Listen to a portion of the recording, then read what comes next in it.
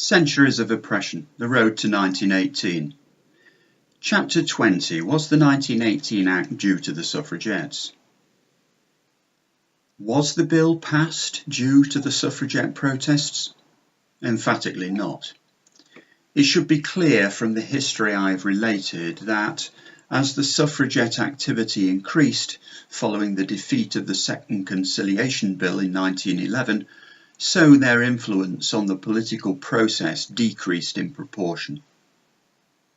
When Emmeline and Christabel Pankhurst ceased their suffrage campaigning, ostensibly in favour of the war effort, they had become irrelevant.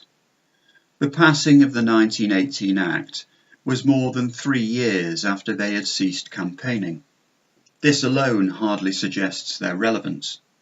In any case, with the war on, Parliament had much more pressing concerns than worrying over a protest movement that was more than 3 years past its zenith.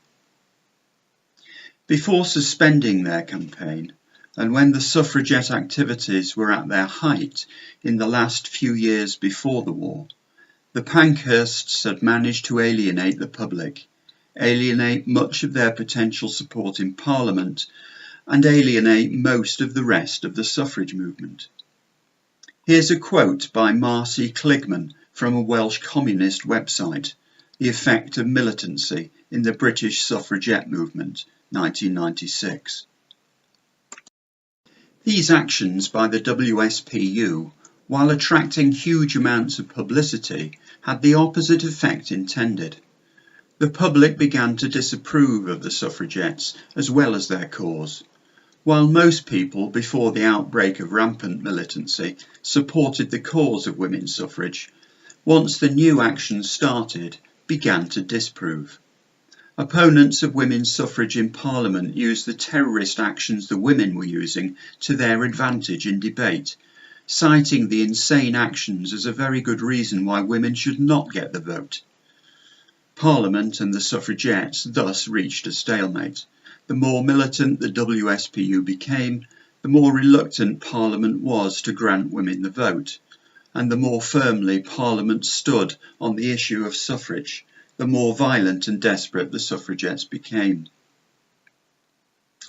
The only direct reference to the suffragettes in the 1917 Hansard record of the extensive debates prior to the 1918 Act being passed was this from the 28th of March 1917, paragraph 470. And let me add that since the war began, now nearly 3 years ago, we have had no recurrence of that detestable campaign which disfigured the annals of political agitation in this country, and no one can now contend that we are yielding to violence what we refuse to concede to argument. This was spoken by Mr. Asquith, the man who, as Prime Minister in 1916, prepared the ground for the 1918 Act by commissioning the Speakers' Conference and supporting its recommendations. He is stating clearly here that his change of heart, having previously opposed women's enfranchisement but now supporting it, was in part due to the cessation of the suffragettes' acts of violence and criminal damage. Of course, no MP was going to stand up in the House and suggest that they should give in to pressure, but the strength of feeling against the suffragettes' actions, not just in Parliament, but in the public at large, and even within the ranks of the moderate suffragist movement, should not be underestimated. Evidence of the destructive influence of the suffragettes' violent acts are as follows. Firstly, from Lloyd George. The action of the militants is ruinous. The feeling amongst sympathisers of the cause in the House of Commons is one of panic. I am frankly not very hopeful of success if these tactics are persisted in. And again, haven't the suffragettes the sense to see that the very worst way of campaigning for the vote is to try and intimidate a man into giving them what he would gladly give otherwise?